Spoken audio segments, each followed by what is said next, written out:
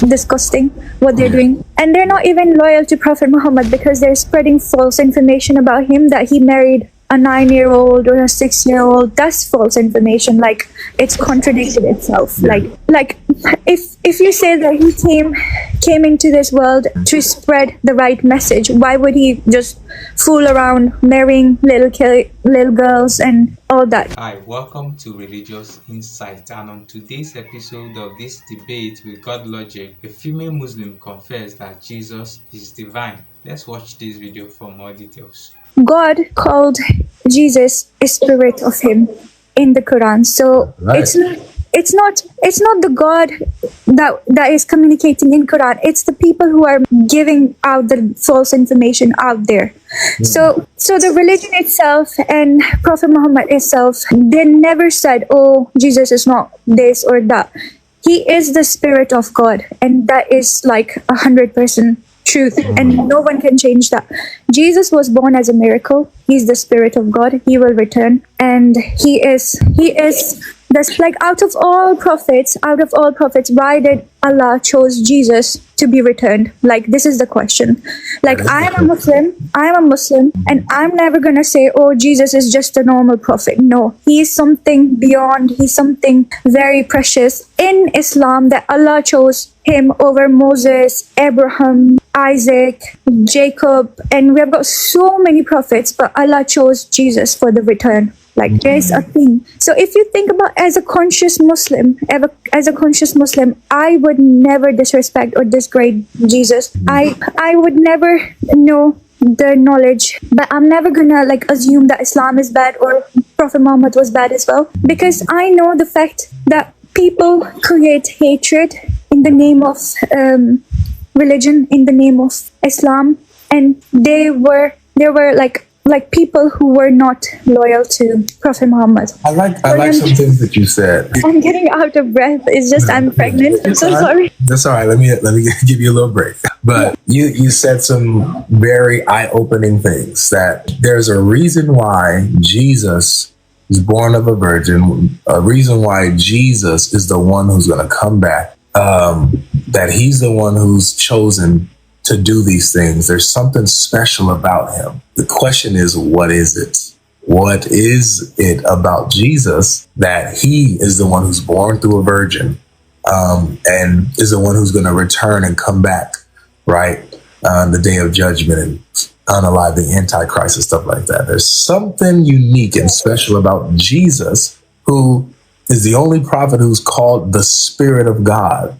And Exactly. the Word of God, what is it about him? Now, And just to mention that he was called all of that in Quran. So yes, he was all of this is in the Quran. This is all in the Quran. Now, this is the thing. Have you ever read the Gospel before? Absolutely, yes. Because I grew up in Ireland, basically. Yeah. So I went to a Catholic school, all girls Catholic school in Longford, and I used to go. We had like a little Catholic. Are you Catholic, by the way?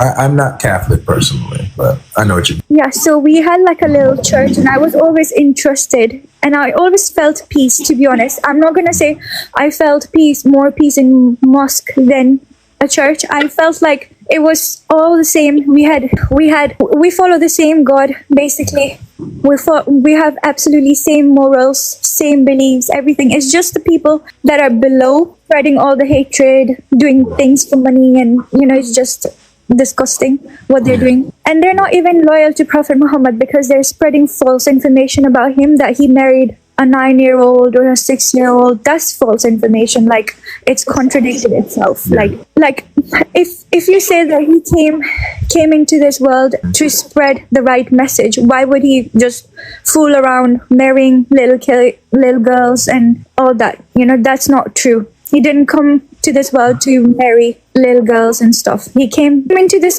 world to spread the word of God, to spread.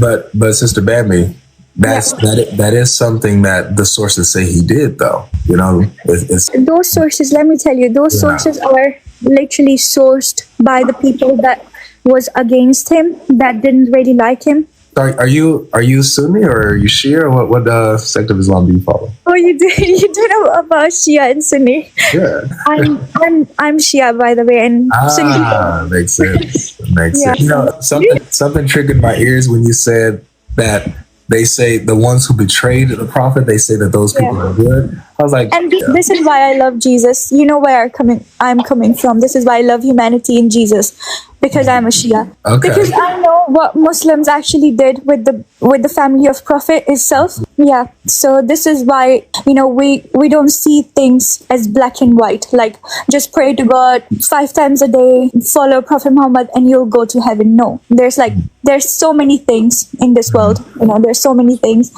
And Jesus, can I show you something with what Jesus said? Yeah, of course. He's pointing back to his uniqueness. Yeah. He says something like this. So this is in the Gospel of John. This is verse 35. It says, Jesus said to them, I am the bread of life. Whoever comes to me shall not hunger, and whoever believes in me shall never thirst. But I said to you that you have seen me, and yet you do not believe. All that the Father gives me will come to me, and whoever comes to me, I will never cast out. For I have come down from heaven, not to do my own will, but the will of him who sent me. And this is the will of him who sent me, that I should lose nothing of all that he has given me, but raise it up on the last day. For this is the will of my Father, that everyone who looks on the Son and believes in him should have eternal life, and I will raise him up on the last day. Now, exactly. So what I understand from this verse is that he's asking your salvation. Okay, wait. I don't know the word. He's asking your salvation. So he's basically he's basically telling the world, you need to do good stuff and you need to return back to the God. And I will be there to protect you from. Well, he specifically says, not that you do good stuff, but even though that's a good thing, yes, but that's not what he's saying. He's saying, come to me. Come to me, exactly. He says, come to me, and if you come to me, you will never hunger, you will never thirst, because I will give you the food and the water that never runs out. Spiritually, he's going to make you spiritually full, complete. And you know why he said that? Because that time he was representing the Father, he was representing the God. That's why he said, I am here to represent God, and I will save you from all the bad things. That's why. Because that time he was representing the whole message.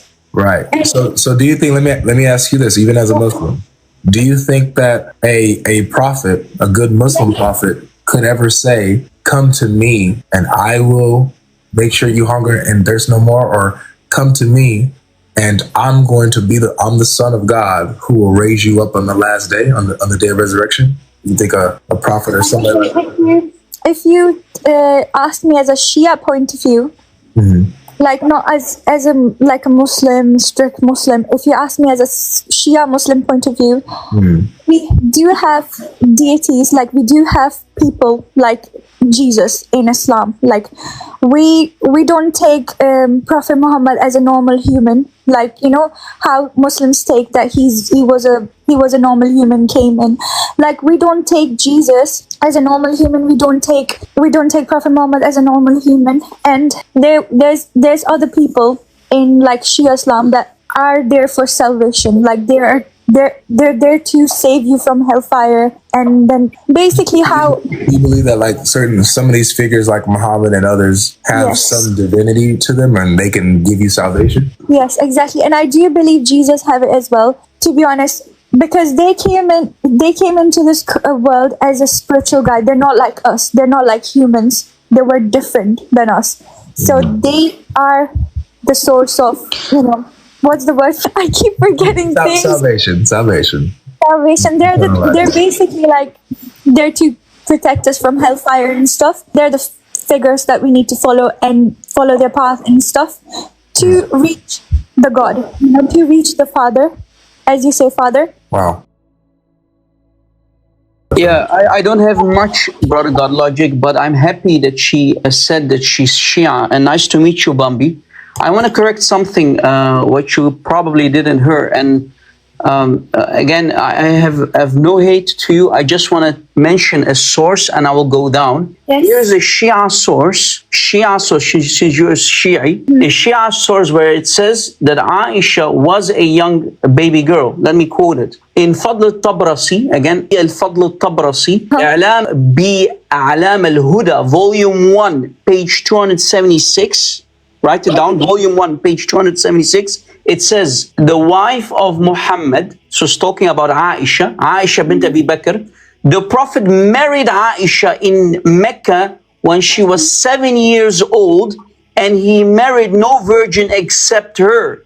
And then he continues, he consummated the marriage with her when she was 9 years old. And this is what? A Shia source. Yeah, so Thank you. let me stop you there. Like, I'll justify this. So if they're talking about consummating a marriage, we Shias, we don't believe that Prophet came in to like mess about. Like he had wives, but he's not like us. Like he is not like us. He did not mess about. He did not like even. Sister, let me stop you for a second. You said earlier that she was much older than that. Yes, but I just gave you a source and you did not address it. I want you just a second.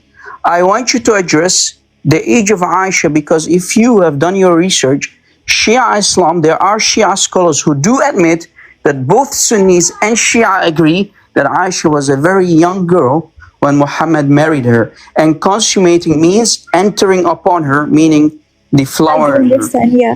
That's what I wanted to say. God bless you, Habibi Godlogic, Paul, Brother Paul. I will go down because I don't have much time. Yes. So, do you want me to like explain the situation, or? I have a more detrimental position. Well, I'm more familiar with a more detrimental position against Shiaism, because it seemed to me that it's regardless about Aisha. You don't hold Aisha as high up as you hold Fatima. And the other, so back to your last point, who will intercede, who will save you from hell? I'm just telling this to Avery.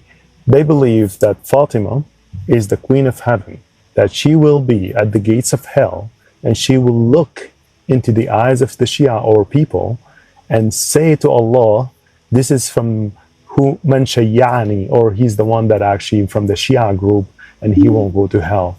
So this is one of the instances that she last mentioned.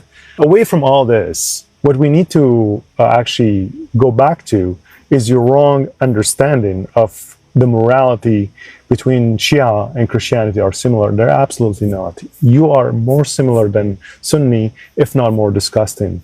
But to be honest with you, and I'm not being offensive, I'm being true. The truth is, you have exactly the same things. You have analyzing whoever cusses Muhammad. You have not only analyzed him, you actually, I have read one of your sources says that you take his wife, his kids, his money. So if someone cusses Muhammad, you don't just go after the guy. You go after the family, the money, the kids. Are you serious? Who's better? I think Sunni is better. And then we talk about child marriage. And here's what's more detrimental. You believe Ali married this holy woman that's called Fatima, except what you don't know, that Fatima, according to some of your sources, she was 9 years old too. So it doesn't matter if Aisha is 20 or 30 or 100 years old. You believe the higher person to you, Fatima, You know what the age is 9 years old. Coming back to Fatima, do you know the age of Ali when she got married to Fatima? It's irrelevant. No, it's not irrelevant. You know the whole discussion and comparison. So you wait, hold on. So you agree that she was 9 years old? Bro, I wasn't alive that time. I'm not sure. There's so many things. Here, There's so many sources. Do you know Arabic? No, there's so many sources. Let me just talk. Okay. I was going to show you the source. Yeah, let me talk. Well, Sunnis show their sources that Aisha was 9. Shias, like they have different sources. They have different things. But do you want me to answer for Aisha, or do you want me to answer for Fatima to Zahra first? Up to you. Up to you. So actually, the best thing to do is to tell me who's your marja. You tell me who's your marja, I'll understand everything without even you saying anything.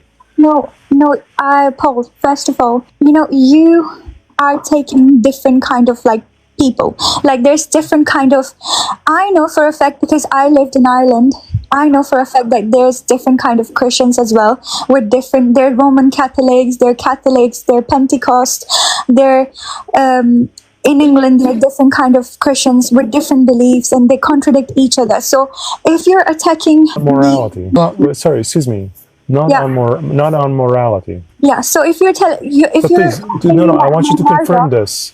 I don't none of the Christian denominations contradict each other on morality. Well, I don't believe in Marja system. I'm that kind of a Shia. I don't believe in Marja system, and I've not gone into so deep into that as well, because obviously I've grown into the West. I don't really know what's going on in the East, or how they're taking like Islam to benefit themselves and to grow and to like be rich and stuff. I'm not sure what's happening. But could we understand this a little bit more then? But I can answer you. Where did the Shiaism come from? Did it come from Ireland, or did it come from the East, where the whole split happened? Well, you don't let me complete the... I'm confused because you're confusing me. I cannot pin you down to anything then. That means whatever I'll bring you... answer on Aisha first. Do you want me to answer on Aisha? I'll mute up. Sure, I'll mute up. Okay, so first of all, about Aisha, we Shia do not believe that she was 9. We Shia believes that she was 18 and she was a divorcee as well. And how Rasulullah married her is that Abu Bakr basically told Rasulullah that, this is the Shia source, basically. I'm not sure. Sunnis are going to come for me for this. They're going to call me things and come for me. But I'm going to go straight into the fact, okay? Basically, Abu Bakr came to Rasulullah's door and said, if you do not marry this girl, I don't want her. Because according to Shia, she wasn't a very righteous woman. And that's why Rasulullah called her the mother of the Ummah, because when he's gone out of this world, like when he's passed away, he didn't want Muslims to see her other than mother, other than anything else other than mother, and don't like sexualize her or do things with her. That's why he called her a mother, basically. That's what we think, and we have different sources on this, like we Shias. And about her age, we do not take narrations and things from books, because we know that people can write false things in the books. We know. We actually go by the history.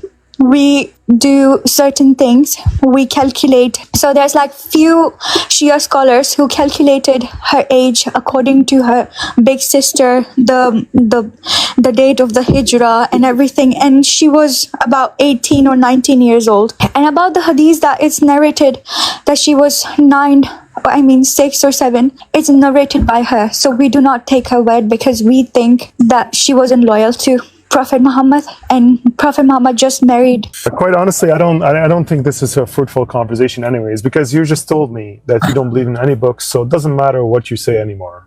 I think what we need to do is to discuss what you believe in, which book you believe in, which is the Quran. So treat you as a Quran only. I think it's a futile conversation at this point.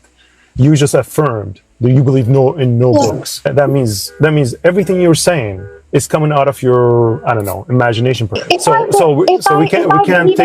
take. Sorry, let me try to finish this. I believe in facts. I believe in spirituality, basically. Okay, then let's do that. Let's do that then, instead of imagination. Right? I don't think so. For me, Jesus or Prophet Muhammad came into this world just to marry girls and do bad things. They came to this world to spread humanity, basically. Okay, that's not humanity though. Let's talk about that then. Let's talk about that instead of telling me you're fork-tongued. You're telling me that you don't believe in books, but then you're bringing something perhaps from your imagination. Because and then now the same. Please, okay. How do you want me to then you believe in the Quran, right? Let's just stay on the Quran. Yeah, correct? I do believe in the Quran. Okay, then let's see if the morality of the Quran matches with the morality of Christianity. I think that's the best way to do this, right? Right? Of course, yeah. Go on. Okay, perfect. So let's forget about all this because it doesn't matter. Oh, you don't believe that we have the same God, like the No. God that came. No. Well, that's sad because it is, honestly. It How? is. Okay, Well, that's what we're examining, baby. We can show you why we're saying that how the morality of the God of the Bible is completely different than the morality of the God of the Quran, and they can't be the same. They can't be the same deity by that standard. Just can't. You know, if God in the Bible says this is abhorrent, I hate this action, right? But the Quran allows this same action. That's not. actually that's a good start, Avery. Sorry You to cut know, you off. Do you God. guys Sorry. online, like, do you guys go live every single day, like We go live all the time. all the time? Is it possible if I come live with you tomorrow? But Absolutely. before you leave, because actually Avery hit the Because nail on my its head. husband is actually coming back from work, and he'd probably like go mad. I'm pregnant and arguing, debating. He's gonna go back. I promise you, Bambi. Debating to I them. promise you, Bambi, there's something that Avery hit on the head. Like, it can be done in 30 seconds. God have said in the Old Testament that if a married woman Yeah. get divorced and marry another man and then wants to go back to her old husband, that'll be an abomination in the eyes of the Lord. So this what Avery was head on. Like, this is exactly that something that God have detested the God of Abraham.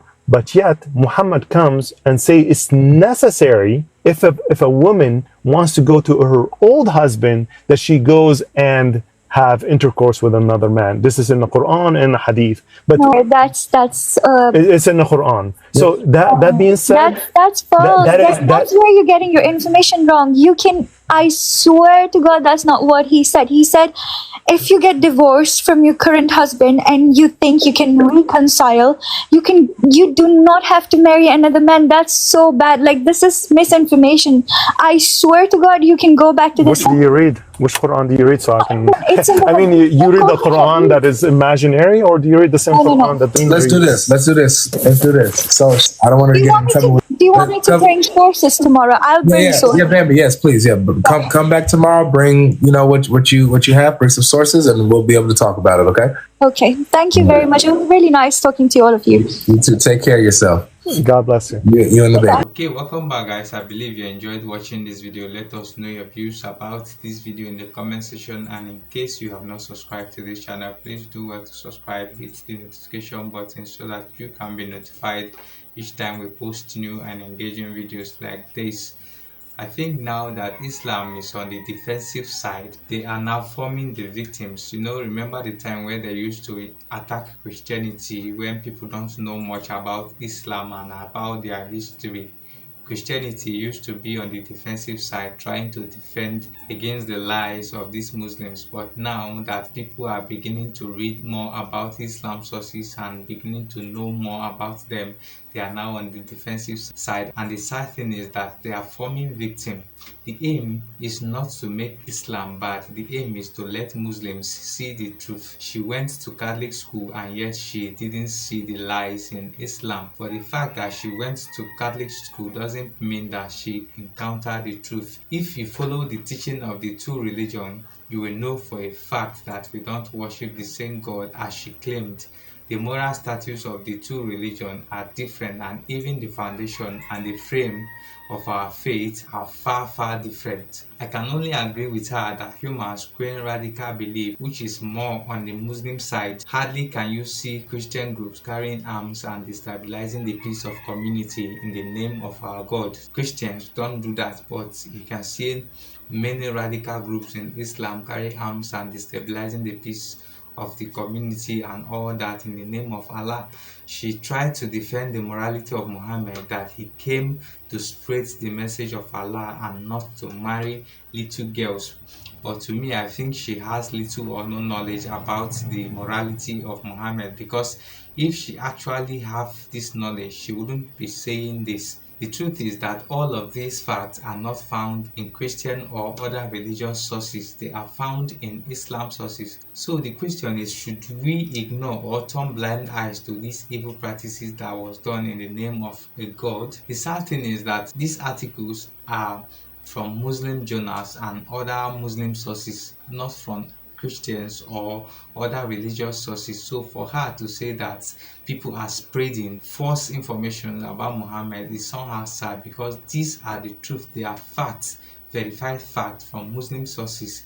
The Muslim sources uphold this fact as a record of what the Prophet have done. So these are his histories, and we cannot turn blind eyes because we want the Muslims to see the lies that Islam is harboring and deceiving so many people to hell. For her to say that this hadith are spreading false information about Muhammad, what she literally means is that the hadith is a lie that was spread against Muhammad by those that does not like him. And I believe this is a very big statement. She literally destroyed her hadith with just a punch. Once their sources conflict with their perceived morality, the next thing they will do is to deny the source or throw the source under the bus. And I believe this was exactly what this lady did. Guys, let's know your views about this video in the comment section, and in case you have not subscribed to this channel, please subscribe, hit the notification button to be notified each time we post new and engaging videos like this. Thank you for watching. See you in our next video.